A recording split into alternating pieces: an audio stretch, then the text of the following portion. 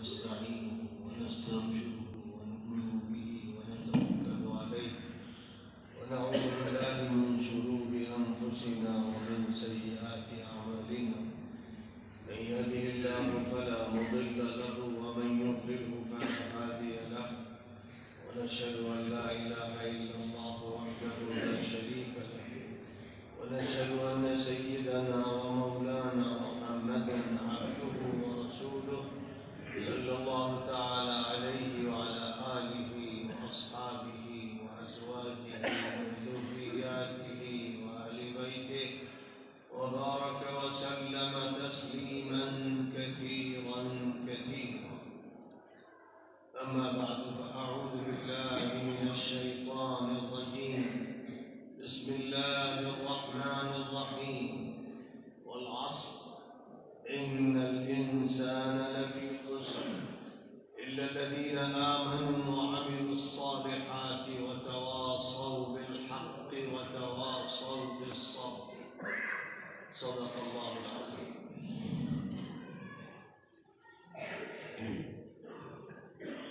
سکوانی ضلع رائسین اور صوبہ مدھیہ پردیش کے دارالعلوم فاروقیہ کے اس عظیم الشان اجلاس میں جو اس کی عظیم الشان مسجد میں منعقد ہو رہا ہے، مجھے آپ سے ملاقات کا اور خطاب کا شرف حاصل ہو رہا ہے۔ حضرت مفتی رحیم اللہ صاحب دامت برکاتہم کی عزت افزائی ہے کہ انہوں نے اس عاجز کو دعوت دی اور میں آپ کی خدمت میں اس وقت حاضر ہوں۔ مسلمان دنیا میں جہاں بھی ہیں اور جہاں بھی رہیں گے اور جب تک رہیں گے، ان کو جو اولین بات بتائی جائے گی اور پہلا کلمہ سنایا جائے گا وہ کلمہ لا الہ الا اللہ، اور پھر اس کی تکمیل ہوتی ہے محمد الرسول اللہ صلی اللہ علیہ وسلم۔ یہ دو ایسے بنیادی کلمات ہیں کہ ان سے ہی اسلام میں داخلہ ہوتا ہے، اور اگر کسی شخص نے لمبی زندگی ان سے ہٹ کر گزاری لیکن آخری مرحلے میں شعور کے ساتھ اس نے ان کلمات کو ادا کیا اور وہ ان پر ایمان لے آیا تو اللہ تعالیٰ اس کا بیڑا پار کر دیتا ہے اور اس کو نجات مل جاتی ہے، وہ جنتی ٹھہراتا ہے۔ ان کلمات کی اتنی عظمت ہے، یہ اتنے بلند کلمات ہیں، لیکن وہ مسلمان جو لا الہ الا اللہ بولتے ہیں، اذانوں میں سنتے ہیں، اللہ اکبر کا کلمہ ان کے کانوں میں پڑتا ہے، کہ محمد صلی اللہ علیہ وسلم پر درود بھیجتے ہیں اور آپ کا نام نامی لیتے ہیں اور محمد رسول اللہ کے کلمے کو بھی اپنی زبان سے ادا کرتے ہیں، وہ اکثر و بیشتر شعوری مسلمان نہیں، زبان سے وہ ایک عمل کرتے ہیں، رسمیں پوری کرتے ہیں، روایات کو زندہ رکھتے ہیں، عیدین کی نماز پڑھتے ہیں، عید الفطر میں سوئی کھاتے ہیں یا مٹھائی کھاتے ہیں، کھلاتے ہیں، اور عید الاضحیٰ میں قربانیاں کرتے ہیں۔ جمعے کی نماز بھی اکثر مسلمان پڑھتے ہیں اور بہت سے ہیں جو 5 وقتہ نمازیں بھی ادا کرتے ہیں اور رمضان المبارک کے روزے بھی رکھتے ہیں، اور اللہ پیسہ دیتا ہے تو حج کرتے ہیں اور عمرہ کرتے ہیں، اور نصاب ہوتا ہے تو بہت سے ایسے ہیں جو زکوٰۃ بھی دے دیتے ہیں، بہت سے اسلامی اخلاق و معاملات بھی ان کے درمیان موجود ہیں، لیکن لا الہ الا اللہ کا پورا مطلب نہیں سمجھتے اور محمد الرسول اللہ کا بھی صحیح مفہوم نہیں جانتے، اور ظاہر ہے کہ اگر کسی بات کو صحیح طور پر نہ جانا جائے گا تو اس کا حق ادا کرنے کا سوال ہی نہیں پیدا ہوتا ہے۔ اس لیے ہر مسلمان پر لازم ہے کہ وہ لا الہ الا اللہ کے مطلب کو سمجھنے کی کوشش کرے اور اسی طرح محمد الرسول اللہ کے مطلب و مفہوم کو اچھی طرح سمجھ لیں تاکہ وہ دونوں کلمات کا حق ادا کرے، اعتقادی اعتبار سے بھی اور عملی اعتبار سے بھی، اور زندگی کے ہر موڑ پر یہ کلمات اس کے ساتھ رہیں اور ان کا جھنڈا بلند کیے رہیں۔ تو خوب یاد رکھیے کہ لا کے معنی ہوتے نہیں، اور الہ کہ معنی معبود کے بھی ہیں اور مالک کے بھی ہیں اور پروردگار کے بھی ہیں اور محبوب کے بھی ہیں، بہت سے معنی ہیں جو لفظ الہ کے اندر ہے، اور اللہ کے معنی سوا کے، اور اللہ کے معنی ہم سب جانتے ہیں جتنی بھی ہماری معلومات ہیں۔ لا الہ الا اللہ کا جو موٹا موٹا ترجمہ ہوا کہ کوئی الہ نہیں سوائے اللہ کے، اور محمد الرسول اللہ محمد صلی اللہ علیہ وسلم نام نامی ہے، حضرت عبداللہ کے فرزند کا، حضرت آمنہ کے ثبوت کا، حضرت عبد المطلب کے پوتے کا، حضرت ابو طالب کے بھتیجے کا۔ محمد رسول اللہ، رسول کہتے ہیں پیغمبر کو، میسنجر کو، سندیش لانے والے کو، اور اللہ کے بارے میں بھی مسلمان جانتے ہیں، موٹی موٹی معلومات ان کے ذہن میں ہے۔ تو محمد الرسول اللہ کا مطلب یہ ہوا کہ محمد صلی اللہ علیہ وسلم اللہ کے رسول ہیں، اللہ کے بھیجے ہوئے ہیں، اللہ کے میسنجر ہیں، اللہ کے پیغمبر ہیں۔ یہ تو ان کا ترجمہ ہو گیا اور موٹا موٹا سا ان کا مفہوم ہو گیا، لیکن لا الہ اس سے کلمہ شروع ہوتا ہے، اس کا مطالبہ یہ ہے کہ کوئی بھی طاقت والا نہیں ہے، حکمراں نہیں ہے، نفع نقصان والا نہیں ہے، کوئی بھی محبوب نہیں ہے حقیقی معنی میں، کوئی ہمارا مرجع نہیں ہے، کوئی معبود نہیں ہے، کوئی مسجود نہیں ہے، کوئی دیوتا نہیں ہے، کوئی دیوی نہیں ہے، کوئی درخت، کوئی پتھر، کوئی مظہر، کوئی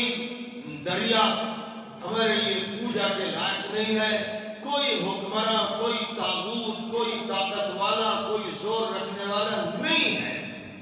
الا اللہ، سوائے اللہ۔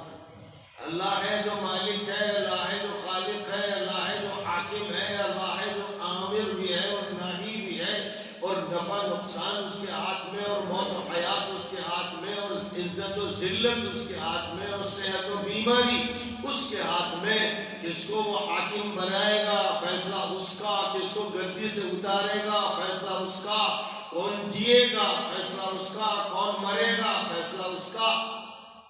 لا الہ الا اللہ تو پہلے ہے نگیٹو،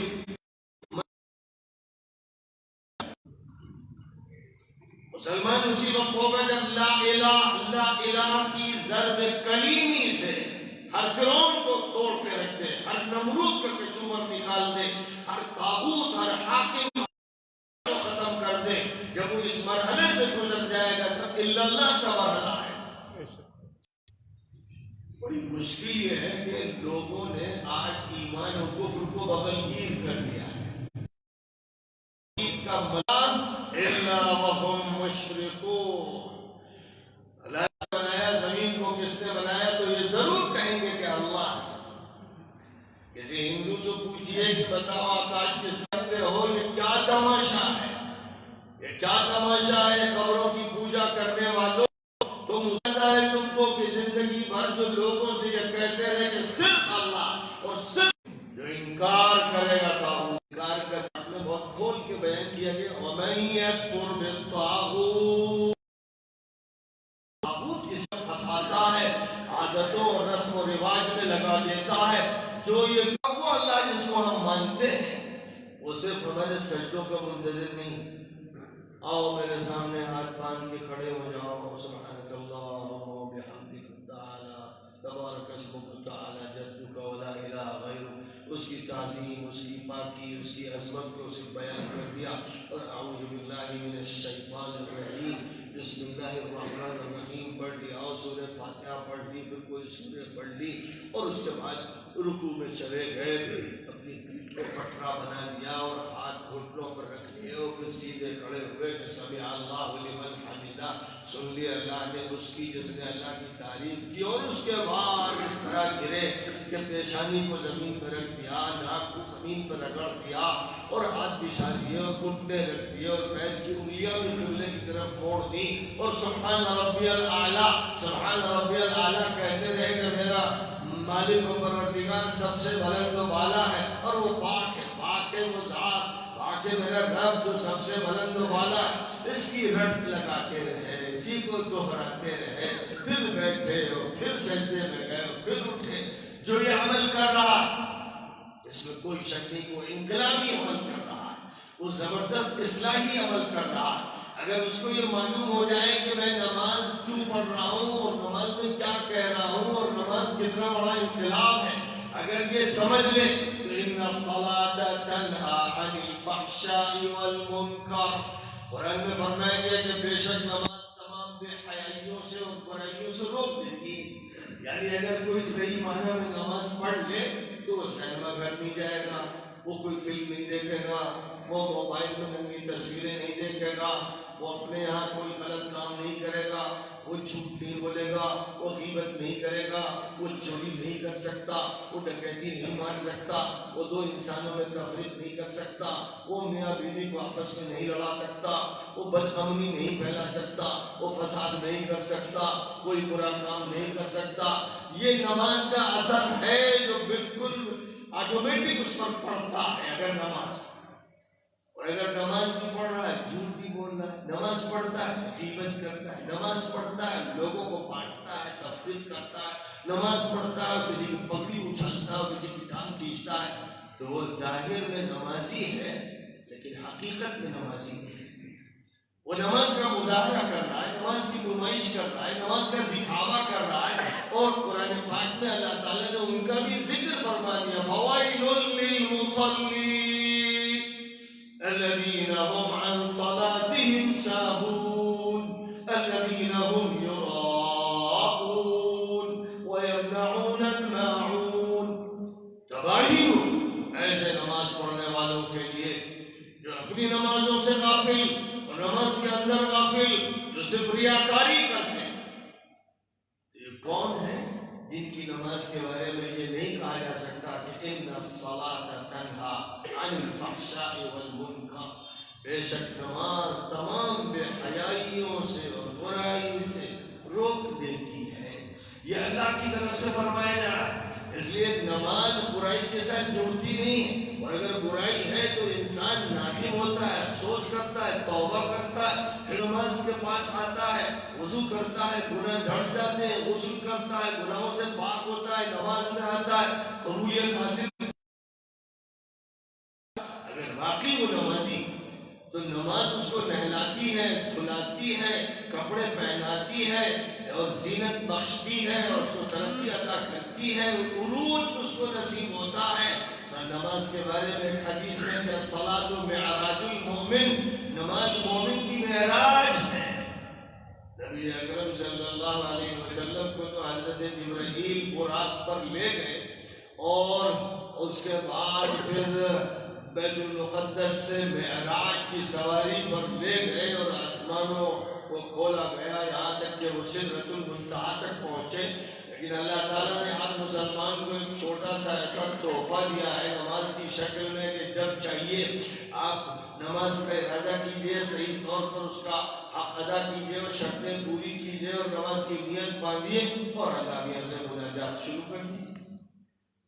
اور اللہ میاں کے دربار میں حاضر ہو جائیے اور اللہ میاں کی توجہ کو ملتفت کر لیجئے اور اللہ میاں سے باتیں شروع کر دیجئے۔ اب آپ ہیں اور اللہ ہے، کوئی بیچ میں سلام بھی کرنے آئے تو جواب دینے کی اجازت نہیں، کچھ کھانے پینے کی اجازت نہیں، بس اب آپ یکسو ہیں، آپ ہیں اور اللہ ہے۔ یہ نماز ہے جو مومن کی معراج ہے، یہ نماز ہے جس سے مومن کو خدا تعالیٰ کی بارگاہ میں حضوری نصیب ہوتی ہے، یہ نماز ہے جو بندے اور معبود کے درمیان رابطے کی وہ کڑی ہے جس کے بعد بیچ کے فاصلے ختم ہو جاتے ہیں اور سارے پل انسان پار کر کے اور ساری سیڑھیوں پر چڑھ کر بارگاہ الہی میں پہنچ جاتا ہے۔ یہ نبی اکرم صلی اللہ علیہ وسلم کا صدقہ ہے، طفیل ہے۔ اللہ نے آپ کو دیا، آپ نے یہ تحفہ امت کو دیا، آپ نے بخل سے کام نہیں لیا۔ یہ مناجات، یہ سرگوشی اور اللہ کے دربار کی حاضری صرف اپنے تک محدود نہیں رکھی، بلکہ اس نعمت کو امت میں بانٹ دیا۔ نماز میں یہ شعور پیدا ہونا لازم ہے، لیکن شعور صرف اتنا نہیں کہ رکوع اللہ کے لیے، سجدہ اللہ کے لیے، کیونکہ اگر صرف اتنا سمجھا جائے گا کہ مسجد میں آئیں گے تو ہم اللہ کے لیے نماز پڑھیں گے، تو مسجد سے جب باہر نکلیں گے تو دکان پہ جائیں گے اور ملاوٹ کے ساتھ مال بیچیں گے اور گاہک سے جھوٹ بولیں گے، غلط بیانی کریں گے، زیادہ سے زیادہ نفع کمانے کی کوشش کریں گے۔ اگر کہیں پر آفیسر بن گئے تو ایکسپلائٹیشن کریں گے، لوگوں پر زیادتی کریں گے، پولیس کے شخص بن گئے تو لوگوں سے رشوتیں وصول کریں گے، ان کے ساتھ زیادتی کریں گے۔ جو ظاہری طور پر ترقی ہوتی چلی جائے گی اتنی یہاں تک کہ طاغوت بن جائیں گے۔ اللہ تعالیٰ نے فرما دیا کہ میں صرف معبود نہیں ہوں نماز کا اور صرف روزے ہی کو وصول نہیں کرتا ہوں۔ ان الحکم الا للہ امر ان لا تعبدوا الا ایاہ ذلک الدین القیم۔ فرمایا حکومت صرف اللہ کی ہے، حکمرانی صرف اللہ کی ہے، فیصلہ صرف اللہ کا ہے، عدالت صرف اللہ کی ہے، حکم صرف اللہ کا چلتا ہے، اس کے علاوہ کسی کو یہ طاقت حاصل نہیں ہے۔ اگر کوئی اپنی ذات سے حکمراں ہوتا تو موت کے منہ میں نہ جاتا اور کبھی اسے زوال نہ ہوتا اور کبھی وہ بیمار نہ ہوتا، لیکن ڈاکٹر ہو یا حکیم اپنی بیماریوں میں مرتا ہے۔ وقت کا کتنا بڑا حاکم ہو، ایک بے بس انسان کی طرح موت کا سامنا کرتا ہے اور فرشتے موت آ کر اس کی روح کو قبض کر لیتا ہے۔ مسلمان ہے تو اس کو قبر میں ڈال دیا جاتا ہے، ہندو ہے اور دیگر مذاہب سے تعلق رکھتا ہے تو اس کو جلا دیا جاتا ہے یا کسی مذہب میں پرندوں کی غذا بنا دیا جاتا ہے۔ تو انسان کی بے بسی، عاجزی ظاہر ہوتی ہے، نہ حاکم بچتا ہے نہ محکوم بچتا ہے۔ کیوں؟ حکمرانی صرف اللہ کی۔ اگر آپ کے دل میں یہ بات ہے کہ حکومت تو مودی جی کی ہے اور فلاں پارٹی کی فلاں جگہ حکومت ہے، آنکھیں تو یہی دیکھ رہی ہیں، تو پھر آپ سے اللہ کے فرشتے کہیں گے کہ او کافر، او منافق، او دوغلے انسان، تیرا ایمان بارگاہ الہی میں ابھی قبول نہیں ہوا۔ ایمان قبول اس وقت ہوگا جبکہ دل و دماغ میں یہ بات بیٹھی ہو کہ حکمرانی صرف اللہ کی۔ دنیا میں گڈے گڑیے ہیں،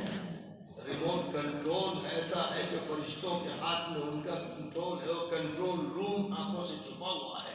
لیکن اصلاً اللہ تعالیٰ نے کنٹرول روم بنا رکھا ہے اور فرشتے اس کے مینیجر ہیں اور ایڈمنسٹریٹر ہیں، اور یہاں پر جو انسان ہیں جب بھی ریموٹ کنٹرول سے کوئی عمل ہوتا ہے تو کوئی بیمار ہوا، کوئی پھسلا، کوئی گرا، کوئی مرا،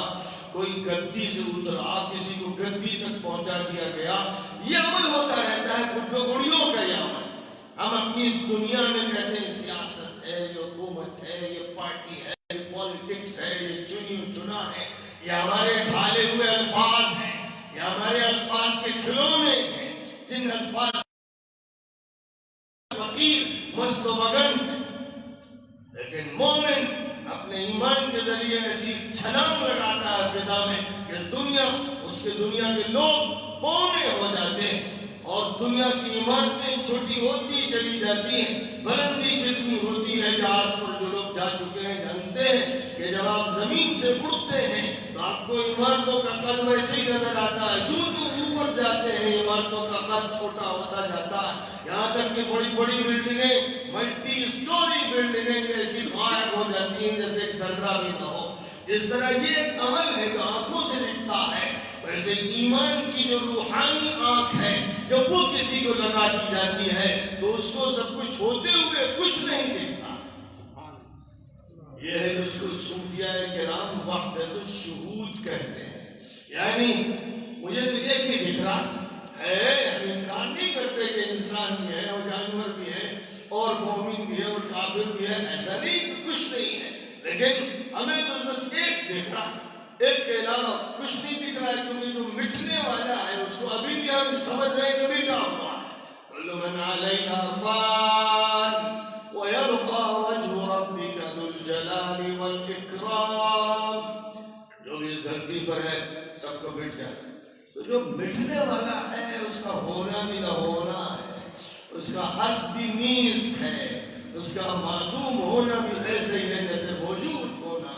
اس لیے جو کچھ دکھ رہا ہے آنکھیں میٹ لیجئے اور دل کی نگاہ سے دیکھیے تو ساری عمارتیں آپ کو ٹوٹی ہوئی بکھری ہوئی نظر آئیں گی، ملبہ نظر آئے گا، بلکہ مٹتی ہوئی زمین نظر آئے گی، بلکہ قیامت کے ہولناکیاں نظر آئیں گی، بلکہ دھماکے نظر آئیں گے، زمین ہی نہیں سورج اور چاند اور ستارے اور سیارے سب خداوند قدوس کی قدرت سے بکھیر دیے جائیں گے۔ اذا الشمس كفرت وإذا النجوم انكدرت وإذا الجبال سيرت وإذا العشار عطلت وإذا السماء انفطرت وإذا الكواكب انتصرت وإذا البحار فجرت، اور کہیں فرمایا گیا إذا السماء انشقت وأذنت لربها وحقت وإذا الأرض مدت وألقت ما فيها وتخلت۔ حضور اکرم صلی اللہ علیہ وسلم نے ایک موقع پر اپنے صحابہ سے فرمایا کہ اگر قیامت دیکھنا چاہتے ہو آنکھوں سے تو یہ صورتیں پڑھو، یہ صورتیں پڑھو کہ زمین کو دھماکوں سے اڑایا جا رہا ہے، سورج اور چاند کو دھماکوں، کہکشاں کو، کل کائنات کو درہم برہم کیا جا رہا ہے۔ جو خالق ہے، بنانے والا ہے، وہی فنا کرنے والا ہے، اور اس کے سامنے اس دنیا کی حیثیت کیا ہے؟ ایسی ہے جیسے مچھر کے پر کے برابر یہ دنیا۔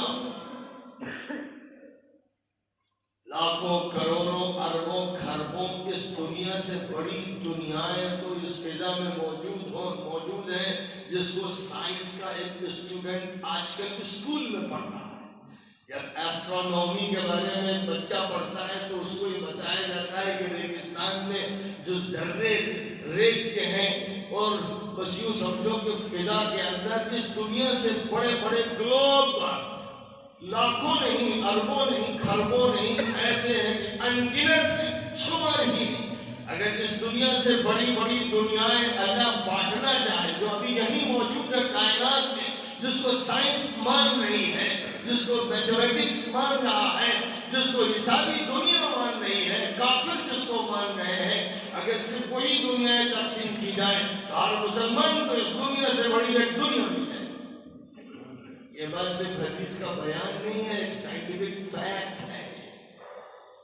جوں دنیا کھلتی جا رہی ہے اور سائنس کی ترقی ہوتی جا رہی ہے، ایمان بڑھتا جا رہا ہے، گھٹ نہیں رہا ہے۔ جو لوگ شیاطین ہیں وہ علم کو موڑتے ہیں، وہ چاہتے ہیں کہ لوگوں کو کافر بنا دے، مشرک بنا دے، منکر بنا دے، اور علم کو استعمال کرتے ہیں لوگوں کے انکار کے لیے۔ لوگ سمجھتے ہیں کہ سائنس پڑھیں گے تو منکر و ملحد ہو جائیں گے، وہ یہ نہیں جانتے کہ جتنا زیادہ سائنس پڑھیں گے اتنا ایمان بڑھتا چلا جائے گا۔ کائنات میں اللہ کی نشانیاں دیکھیں گے، جیسے قرآن کی ایک ایک آیت ایک نشانی ہے اللہ کی قدرت کی اور اللہ کے اسلوب کی اور اللہ کی زبان کی اور اللہ کے کلام کی، ویسے ہی پتا پتا، بوٹا بوٹا، ذرہ ذرہ، قطرہ قطرہ اس دنیا میں اور اس کے اوپر کی ساری دنیایں خدا تعالیٰ کی نشانیاں ہیں، اس کی خلاقی کی نشانیاں ہیں، اس کی قدرت کی نشانیاں ہیں۔ اگر آج علم کو اسی طرح پڑھایا جائے جس طرح اللہ نے نبی سے کہا تھا اقرأ باسم ربک الذی خلق، پڑھیے اپنے پروردگار کے نام کے ساتھ، صفات کے ساتھ، ایمان و ایقان کے ساتھ، جو کریٹر ہے، جس نے پیدا کیا ہے، ہر چیز کو پیدا کیا ہے، اس کے ساتھ پڑھیے۔ اگر لوگ اس سبق کو لیتے، امریکہ سے آسٹریلیا تک ہر اسکول، ہر کالج، ہر یونیورسٹی کا ہر اسٹوڈنٹ سب سے بڑا مومن ہوتا، لیکن مسلمانوں کے ہاتھوں سے ان علوم کو چھین کر شیطانوں نے اغوا کر کے ایک ایسا سسٹم بنایا کہ اسکول بگڑ گئے، کالج بگڑ گئے، یونیورسٹیز بگڑ گئی، لٹریچر بگڑ گیا، میڈیا بگڑ گیا، حکومتیں بگڑ گئی، عوام میں تباہی مچ گئی۔ یہ ایک ایسا عمل ہے شیطانی ابلیسی عمل جو اپنا کام کر رہا ہے، لیکن جن لوگوں نے ایمان کو مضبوطی سے تھام لیا ہے ان کے بارے میں اللہ تعالیٰ نے شیطان سے یہ فرما دیا تھا کہ تیرا زور ان پر نہیں چلے گا، تو ناکام ہو جائے گا، تو ان سے مقابلہ نہیں کر سکے گا۔ تیری کتنی بڑی طاقتیں کیوں نہ ہو جو مخفی ہیں کہ ہم انہیں دیکھ نہیں رہے ہو، یراکم ہوا وقبیلہ من حیث لا ترونہم، وہ تمہیں دیکھ رہا ہے، تم اسے نہیں دیکھ رہے ہو۔ لیکن اللہ تعالیٰ نے یہ بات فرما دی تھی ابلیس سے اور اس کی ذریت تک یہ بات پہنچا دی گئی تھی کہ وہ بندہ جو اللہ سے وابستہ ہوگا، مومن ہوگا، صحیح معنی میں مسلمان ہوگا اور اللہ کی کتاب سے اور اللہ کے پیغمبر سے اپنا رابطہ و واسطہ رکھے گا، شیطان کا زور اس پر نہیں چلے گا۔ بلکہ اللہ نے ایمان والوں سے کہا کہ شیطان اور شیطانی طاقتوں اور وقت کے طاغوتوں اور وقت کے حکمرانوں اور ظالموں سے کبھی مت ڈرنا، ان کے خلاف جنگ چھیڑ دو، یہ ٹوٹ کے رہ جائیں گے۔ اور میں قاتلوا اولیاء الشیطان ان کید الشیطان کان ضعیفا، اور میں شیطان کے اولیاء یعنی شیطان کے چیلے، شیطان کے مرید، شیطان کے شاگرد، شیطان کے نظام کے علمبردار، ان سے جنگ کرو تو شیطان کی ساری چالیں ٹوٹ جائیں گی۔ بہت کمزور ہیں، تم ہیبت میں رہتے ہو، بالکل ایسے ہی جیسے بندر کو دیکھتے ہو کہ وہ دوڑتا ہے، وہ ڈر جاتا ہے، اس کے سامنے آگے بڑھتا ہے اور جو ذرا آگے بڑھتا ہے تو بھاگتا ہے۔ تو یہ صفت بھی شیطانی ایک صفت ہے۔ شیطان حملہ آور ہونے کی کوشش کرتا ہے، جو لوگ سہم جاتے ہیں، ڈر جاتے ہیں، خوف زدہ ہو جاتے ہیں، ان پر وہ غالب آ جاتا ہے، اور جن کے دلوں میں خوف ہوتا ہے اللہ کا، امید ہوتی ہے اللہ سے، اور ایمان ہوتا ہے اللہ پر، اور اعتماد ہوتا ہے اللہ پر، توکل ہوتا ہے اللہ پر، ان کے دلوں پر شیطان کا اور شیطان کے ایجنٹوں کا خوف طاری نہیں ہوتا ہے۔ الا ان اولیاء اللہ لا خوف علیہم ولا هم يحزنون الذین آمنوا وكانوا يتقون۔ اور میں لوگوں سن لو کہ جو اللہ کے ولی ہیں، اللہ کے جو ولی ہیں، جو اللہ کے محب ہیں اور اللہ کے محبوب ہیں، اور اللہ جن کو دوست بناتا ہے، ان پر خوف نہیں ہوتا، وہ رنجیدہ نہیں ہوتے، اللہ ان کو ایک کیفیت خاص عطا فرماتا ہے۔ وہ کون ہوتے ہیں؟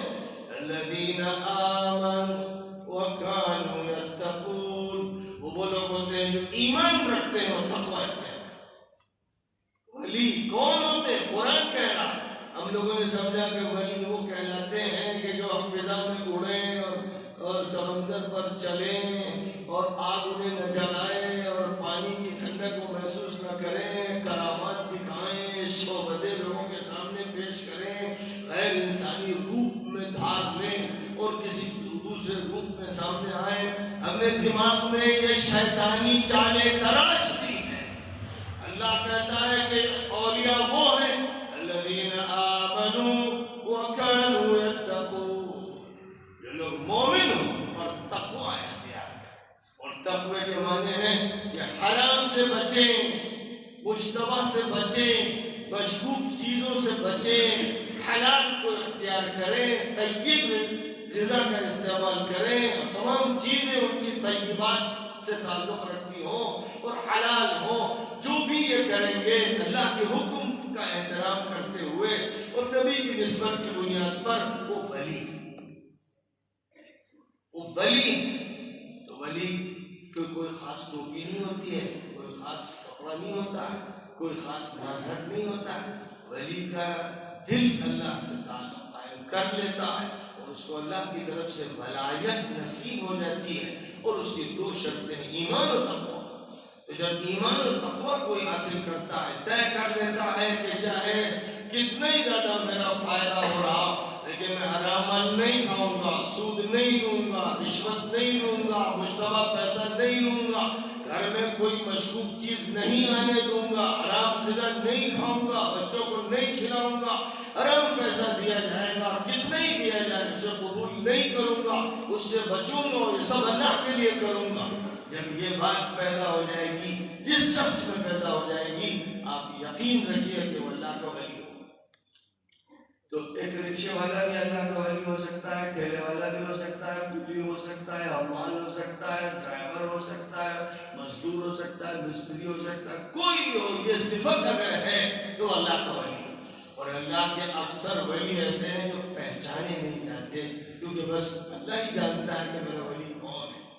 اگر پہچان نمایاں کی جا رہی ہے تب تو خطرہ ہے ریاکاری کا۔ اس کا تو مطلب یہ ہوگا کہ پھر یہ دکھا رہا ہے کہ مجھے پہچانو، میں ولی ہوں، میں بزرگ ہوں، میں شیخ ہوں، میں خلیفہ ہوں، میں پیر ہوں، میں مرید ہوں۔ یہ سارے الفاظ کھپوسلے ہیں، یہ سب نمائشیں ہیں، یہ سب ریاکاری ہیں۔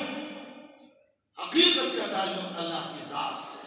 تو اللہ کے ساتھ یہ تعلق، اللہ نے جو اپنے صفات بیان فرمائی ہیں، ابھی قرآن پاک کی آیات میں جو اللہ تعالیٰ کے نام آپ سن رہے تھے، اللہ ہی عزیز ہے، وہی حکیم ہے، وہی سلام ہے، وہی مؤمن ہے، وہی مہیمن ہے، وہی جبار ہے، وہی ایسا اور ویسا، 99 اس کے اسماء حدیث پاک میں بیان کیے گئے ہیں، اور قرآن پاک میں اللہ کے افعال، اللہ کے تصرفات، اللہ کے اسماء حسنی، اللہ کی صفات علیٰ بیان کی گئی ہیں۔ سورہ فاتحہ سے یہ سلسلہ جو چلتا ہے، جہاں یہ بتایا گیا کہ تمام تعریفیں اس اللہ کے لیے جو سارے جہانوں کا پالنہار ہے، جو بہت ہی رحم فرمانے والا اور کرم فرمانے والا ہے، جو روز جزا کا مالک ہے، اور جس کی ہم بندگی کرتے ہیں اور جس کی مدد چاہتے ہیں، وہی اللہ ہے جس کا تذکرہ تمام صورتوں میں فرمایا گیا، یہاں تک کہ سورۃ الناس تک پہنچتے پہنچتے اختتام اس پر ہوا کہ قل اعوذ برب الناس ملک الناس الہ الناس، کہو کہ میں پناہ چاہتا ہوں اس کی جو لوگوں کا رب ہے، پروردگار ہے، مالک ہے، بادشاہ ہے اور معبود ہے۔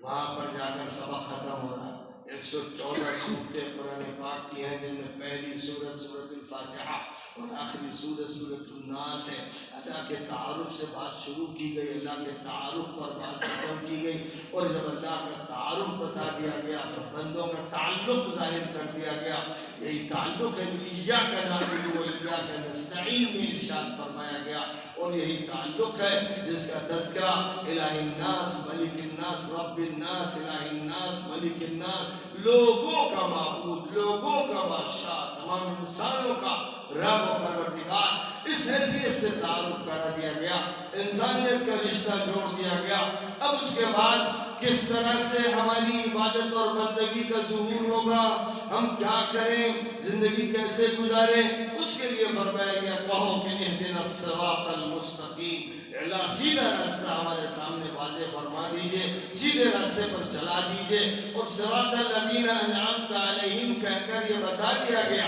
کہ اس راستے کی کوئی تھیوری اور نظریہ مت پڑھتے رہنا، بلکہ اس راستے کو سمجھنے کے لیے دیکھنا کہ اللہ کا انعام کن لوگوں پر ہوا، بس انہی کا راستہ درکار ہے۔ اور قرآن پاک میں دوسری جگہ پر یہ بات ارشاد فرما دی گئی کہ الذین انعم اللہ علیہم کون ہے؟ من النبیین والصدیقین والشہداء والصالحین، انبیاء ہیں، صدیقین ہیں، شہداء ہیں، صالحین ہیں، یہ وہ لوگ ہیں جن کے راستے پر چلنا ہے۔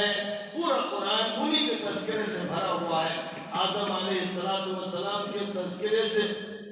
سورۃ البقرہ میں قصہ شروع ہوتا ہے، اور اس کے بعد پھر آدمی پڑھتا چلا جاتا ہے تو حضرت نوح کا تذکرہ، حضرت ابراہیم کا تذکرہ، حضرت ادریس کا تذکرہ، اور حضرت ابراہیم کی اولاد میں حضرت اسماعیل کا، حضرت یعقوب کا، حضرت یوسف کا تذکرہ، پھر حضرت موسیٰ کا تذکرہ،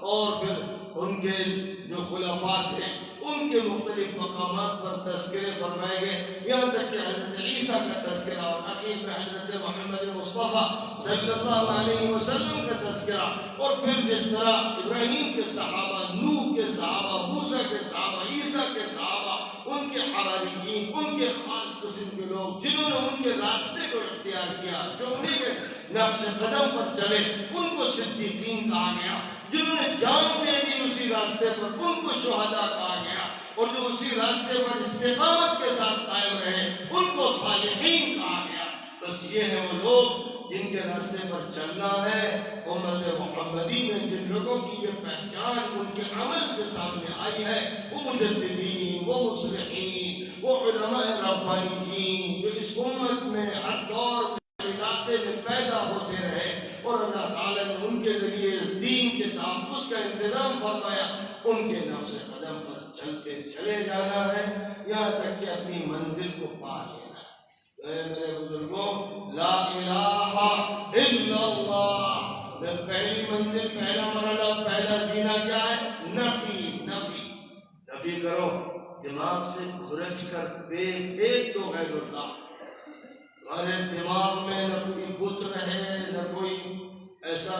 شخص رہے جس کی پوجا ہو، نہ کوئی سسٹم رہے، نہ کوئی حکومت رہے، نہ کوئی حاکم رہے، نہ کوئی طاقت والا رہے، نہ کوئی نفع نقصان پہنچانے والا تمہارے ذہن میں رہے۔ سب کو جب تک نکالو گے نہیں، جھاڑو پھیرو گے نہیں، کھرچ کر صاف کرو گے نہیں، اس وقت تک تمہارے دماغ میں اور دل میں اللہ نہیں بسے گا۔ پہلے وہ مرحلہ ضروری ہے۔ ہر آدمی کو دیکھ لینا چاہیے کہ تیرا لا الہ الا اللہ جو ہے یہ صحیح معنی میں ہے کہ نہیں، اور تیرا لا الہ اگر نہیں پورا ہوا تو الا اللہ منظور ہوگا کہ نہیں۔ اپنے اندر جھانک کر دیکھ لیجئے کہ اگر آپ مظاہر سے اور طاقتوں سے دبے ہوئے ہیں اور ان کے دباؤ میں کوئی کام کر رہے ہیں، یا ان کی وجہ سے بوجھل ہیں، یا ان کی وجہ سے آپ کے یقین کے اندر تزلزل ہے، تو آپ مان لیجئے، یقین کر لیجئے کہ ابھی آپ کا ایمان مکمل نہیں ہوا ہے، ابھی آپ شرک سے دوچار ہیں، ابھی کفر نے انڈے بچے دے رکھے ہیں۔ آپ کو سب کچھ جھاڑ کے پھینک دینا ہے، بلکہ جھاڑو دے دینا ہے، اور پھر الا اللہ، صرف اللہ، صرف اللہ۔ یہ اپنے دل میں جب جمع دیں گے تب عبادت کا مزہ ہی کچھ اور ہوگا، تب حج کا نتیجہ ہی کچھ اور ہوگا، تب روزوں کی کیفیت ہی کچھ اور ہوگی، تب سجدے کی لذت ہی دوبارہ ہوگی، تب مناجات، تب وہ بات ہوگی کہ ان الصلاۃ تنہی عن الفحشاء والمنکر۔ محمد الرسول اللہ، محمد الرسول اللہ، محمد صلی اللہ علیہ وسلم اللہ کے پیغمبر ہیں، رسول ہیں، نبی ہیں، ہمارے مقتدا ہیں، پیشوا ہیں، رہبر ہیں، لیڈر ہیں۔ ان کے علاوہ کسی کو وہ مقام نہیں دیا جائے گا جو محمد عربی علیہ السلام کا ہے۔ ان کی بات قبول کی جائے گی، ان کا عمل قبول کیا جائے گا، ان کی صفت قبول کی جائے گی، ان کا حلیہ ہماری نگاہوں میں سجے گا اور دھجے گا۔ ان کے علاوہ کسی شخصیت کو ہم متوازی طور پر نہیں لائیں گے۔ اطاعت محمد رسول اللہ صلی اللہ علیہ وسلم کی ہوگی، ان کی اطاعت سے ابوبکر صدیق بنے، ان کی اطاعت سے عمر فاروق بنے، ان کی اطاعت سے عثمان غنی بنے، ان کی اطاعت سے علی حیدر کرار بنے، ان کی اطاعت سے عشرہ مبشرہ جنت کی بشارت کا مزد حاصل کر سکے۔ ان کے ساتھ پہلے رہنا پڑے گا، جو ان کے ساتھ ہوگا، ان کا جانثار ہوگا، فداکار ہوگا، جو کسی دوسرے کی قیادت کو تسلیم نہیں کرے گا، وہ محمدی ہوگا۔ اور اگر یہ کہ محمد پیارے ہیں، ہمارے نبی ہیں، نعت ان کی خدمت میں حاضر ہے، اور ان کے نام کے آنے پر ہم انگلیوں پر دم کر کے چوم بھی لیتے ہیں، آنکھوں پہ لگا لیتے ہیں، لیکن طریقہ کار ہماری تجارت کا یہودیوں کے مطابق ہوتا ہے، اور بنیوں سے ہم تجارت کا بزنس سیکھتے ہیں، اور فیشن ہم دنیا عیسائیت سے سیکھتے ہیں، اور اللہ کا انکار کمیونزم میں شامل ہو کر کرتے ہیں، اور اس دنیا داری میں ہمیں کوئی خیال رسالت و نبوت کا نہیں رہ جاتا۔ ہماری سیاست کا لیڈر فلاں ہے جس کی جے جے پکارتے ہیں، اور ہمارے سماج کا لیڈر فلاں ہے جس کی تعریف کرتے ہیں۔ جو لوگ ان افکار کے شکار ہیں، خدا کی قسم مسلمان نہیں۔ اگر آپ کا سیاسی لیڈر محمد عربی علیہ السلام سے ہٹ کر سیاست کر رہا ہے تو کفر کی جہنم میں جائے۔ ہمیں محمد منظور ہے، وہ ہمارے سیاسی لیڈر بھی ہیں، وہ ہمارے چیف جسٹس بھی ہیں، وہ ہمارے چیف کمانڈر بھی ہیں، ہماری مسجدوں کے بھی امام ہیں اور ہماری زندگی کے امام ہیں۔ رہبری ان سے ملنی ہے، ہدایت ان سے ملنی ہے، ان کے علاوہ کوئی نہیں ہے جو ہدایت کا چراغ جلا سکے۔ یہ ایمان ضروری ہے۔ آج مسجد میں اور سیرت کے جلسے میں تو محمد صلی اللہ علیہ وسلم محمد صلی اللہ علیہ وسلم ہے، اور جب سیاسی پارٹیوں کی ریلیاں ہوں تو جائزے پکارتے ہو ان مردودوں کی، خبیثوں کی، مجرموں کی، ناہنجاروں کی، ان انسانوں کی جو اسلامی سیاست، ربانی سیاست، قرآنی سیاست کو دفن کرتے ہیں اور اپنے اپنی مصلحتوں کے سیاست کی بالادستی ثابت کرتے ہیں اور اپنی شہوتوں اور خواہشات کو مسلط کرتے ہیں، جو ایکسپلائٹرز ہیں، جو دولت کو لیتے ہیں، خیانت کرتے ہیں، امانت کو لیتے ہیں اور ان میں دغا بازی کرتے ہیں، جو یہ کرتے ہیں وہ تمہارے سیاسی لیڈر ہیں، تو تم مسلمان ہو۔ یہ دوگلا پن ہے۔ محمد صلی اللہ علیہ وسلم کو ماننا ہے، پھر جو ان کا غلام ہو،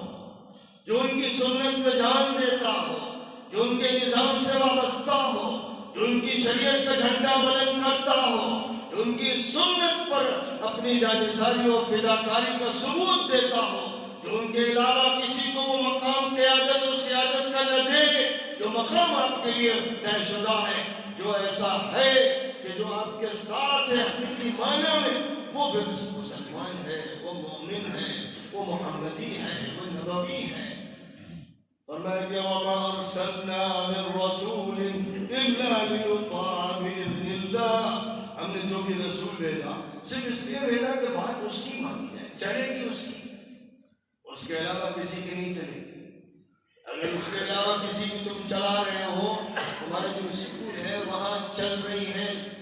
غیر محمد کی، محمد صلی اللہ علیہ وسلم نے اقرأ بسم ربک الذی خلق کا جو سبق امت کو پڑھایا ہے، اس سبق سے ہٹ کر تم یہ کہتے ہو کہ نیچر اصل ہے، اور کبھی تم ڈارون سے متاثر ہوتے ہو، اور کبھی فرائڈ سے متاثر ہوتے ہو، کبھی کسی پنڈت سے متاثر ہوتے ہو، کبھی کسی اسکالر سائنٹسٹ سے متاثر ہوتے ہو، اور چیزوں کو اور اسباب کو ان کی طرف منسوخ کرتے ہو، لیکن کافر ہو، دوغلے ہو، منکر ہو، خبیث ہو،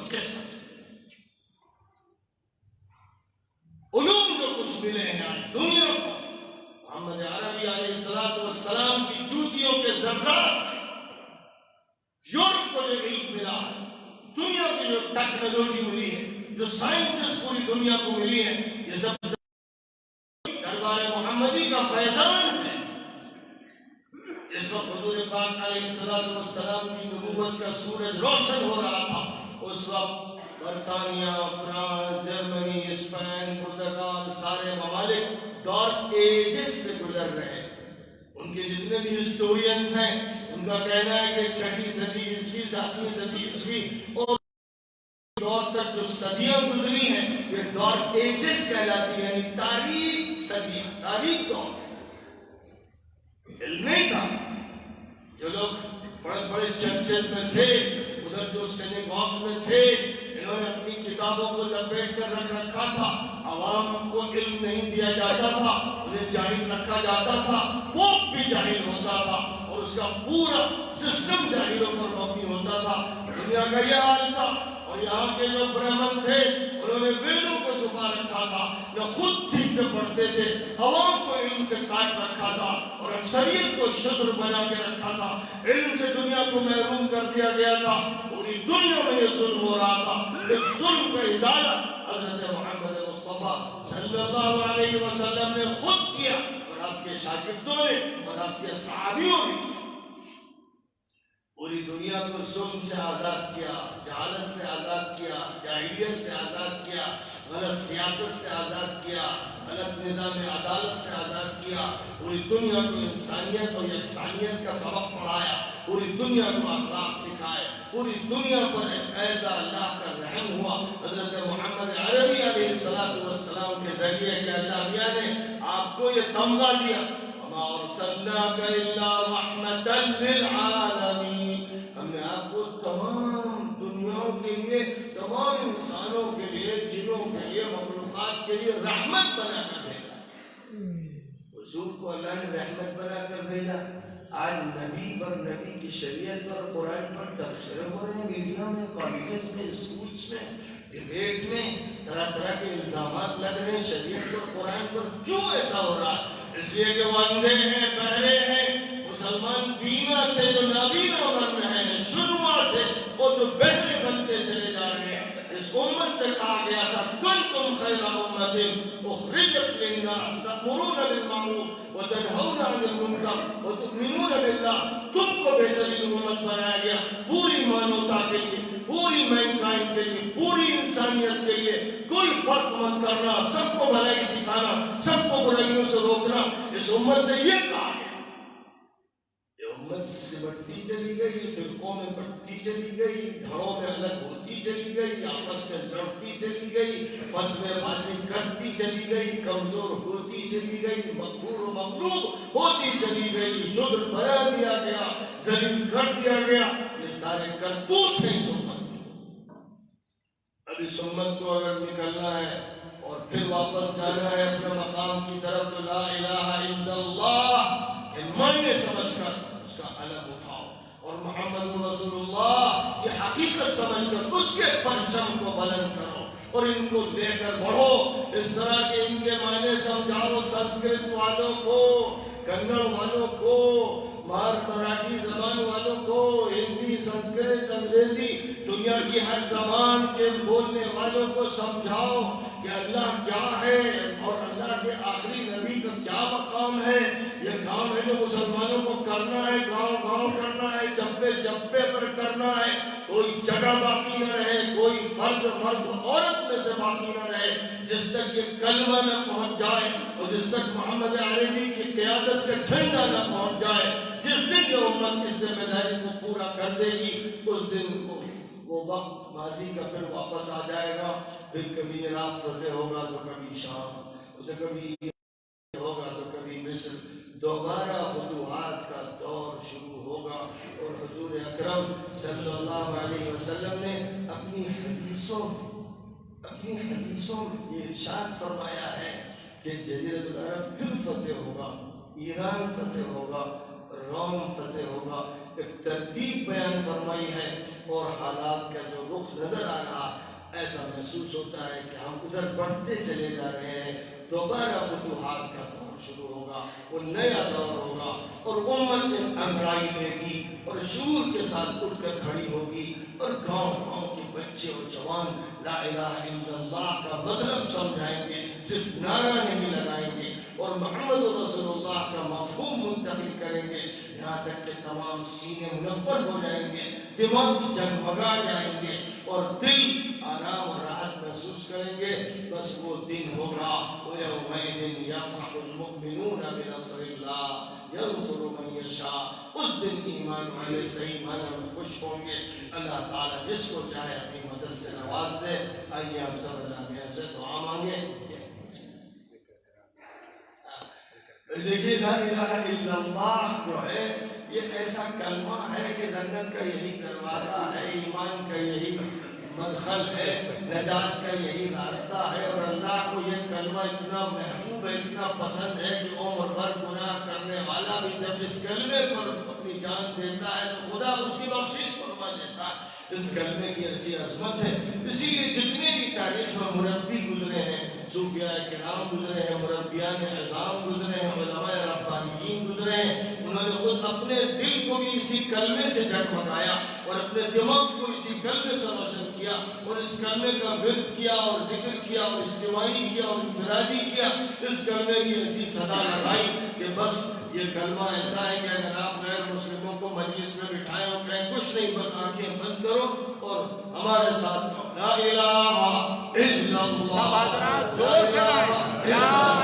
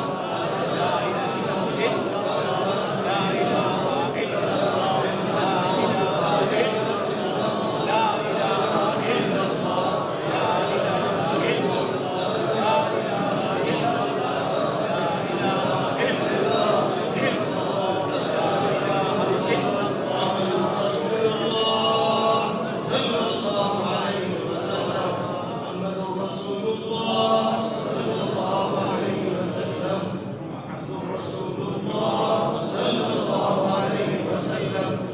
دل کو گرما دینے والا، ایمان کو تازہ کر دینے والا ذکر ہے۔ اگر انسانوں کو بلا تفریق بلا کر مسجد میں آپ ذکر کی یہ محفلیں شروع کر دیں، انشاءاللہ وہ منظر نظر آئے گا جو حضرت معین الدین چشتی کے اولیاء کے دور میں نظر آیا تھا۔ میں تو دعوت دیتا ہوں بہت سے لوگوں کو کہ مسجد میں بھی یہ ذکر کرو، پارکوں میں کرو، میدانوں میں کرو، سب کو بلاؤ اور سب لوگ شریک ہو، صرف یہ ذکر کرو، انشاءاللہ دل مانج دیے جائیں گے اور دماغ روشن ہو جائے گا، اور اللہ کی کبریائی اور اللہ کا جلال اور اللہ کی عظمت شرک اور کفر کو جھاڑو لگا کر پھینک دیں گے۔ اس لیے ضرورت ہے کہ ذکر کی محفلوں کا بھی اہتمام کیا جائے۔ اللهم لك الحمد كما ينبغي لجلال وجهك وعظيم سلطانك، اللهم صل على سيدنا ومولانا محمد النبي الأمي الهاشمي وعلى آله وأصحابه وأزواجه وذرياته وآل بيته أجمعين۔ ربنا آتنا في الدنيا حسنة وفي الآخرة حسنة وقنا عذاب النار، ربنا اغفر لنا ذنوبنا وإسرافنا في أمرنا وثبت أقدامنا وانصرنا على القوم الكافرين، ربنا لا تؤاخذنا إن نسينا أو أخطأنا، ربنا ولا تحمل علينا إصرا كما حملته على الذين من قبلنا، ربنا ولا تحملنا ما لا طاقة لنا به، واعف عنا واغفر لنا وارحمنا، أنت مولانا فانصرنا على القوم الكافرين۔ اے اللہ ہم سب تیرے بندے، عاجز بندے، بے کس بندے، اے اللہ ہمارے ہاتھ میں کچھ نہیں، اے اللہ تو ہی نفع و نقصان کا مالک ہے، موت و حیات کا مالک ہے، اے رب الارباب و مالک الملوک، اے رحمان الرحیم و ستار غفار و کریم، اے ذوالجلال والاکرام، یا ذوالجلال والاکرام، تیرے دربار میں بھکاری بیٹھے ہوئے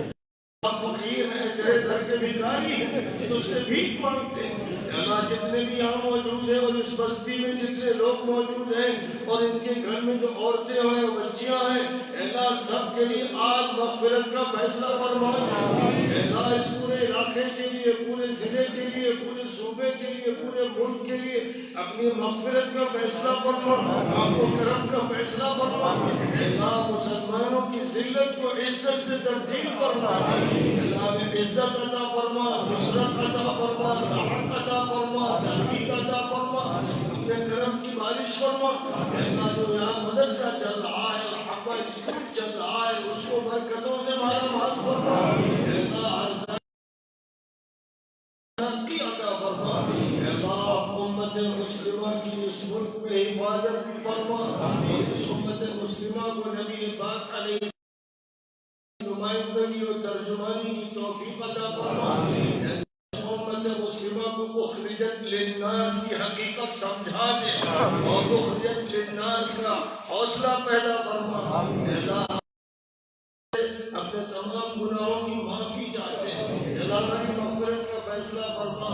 اللہ ہماری ترقی و عروج کا فیصلہ فرما، اللہ ہمارے ایمان کو پختہ اور مستحکم و مضبوط فرما دے، اللہ یقین کو ہمارے اندر گہرا فرما دے، اللہ ہماری نگاہوں کو نور عطا فرما، ہمارے ذہنوں کو نور عطا فرما، ہمارے دلوں اور روحوں کو نور عطا فرما۔ اللہ تمام ظلمتوں سے ہم پناہ مانگتے ہیں، ظلم سے پناہ مانگتے ہیں، شیطان کے ہر اثر سے پناہ مانگتے ہیں، اللہ تیری پناہ چاہتے ہیں، اپنی حفاظت عطا فرما، اللہ اپنی پناہ نصیب فرما۔ اے اللہ ہر ذلت سے، ہر بے عزتی اور رسوائی سے دنیا میں، برزخ میں، آخرت میں ہماری حفاظت فرما۔ اے اللہ اپنے فضل و کرم سے ہماری نسلوں کی حفاظت فرما، بچوں اور بچیوں کی حفاظت فرما، اپنے دین متین کا شہدائی بنا دے اور فدائی بنا دے، اور اے اللہ جتنے بھی انسان ہیں جس مذہب سے تعلق رکھتے ہیں اپنے فضل سے ان کے دلوں کو اسلام کی حقیقت کے لیے نرم فرما دے، اور اپنی طرف سے ایمان کی باتیں باہر ہی چلا دیں اور ہدایت کے ملکی سطح پر اور بین الاقوامی سطح پر فیصلے فرما ربنا تقبل منا انك انت السميع العليم وتب علينا انك انت التواب الرحيم وصلی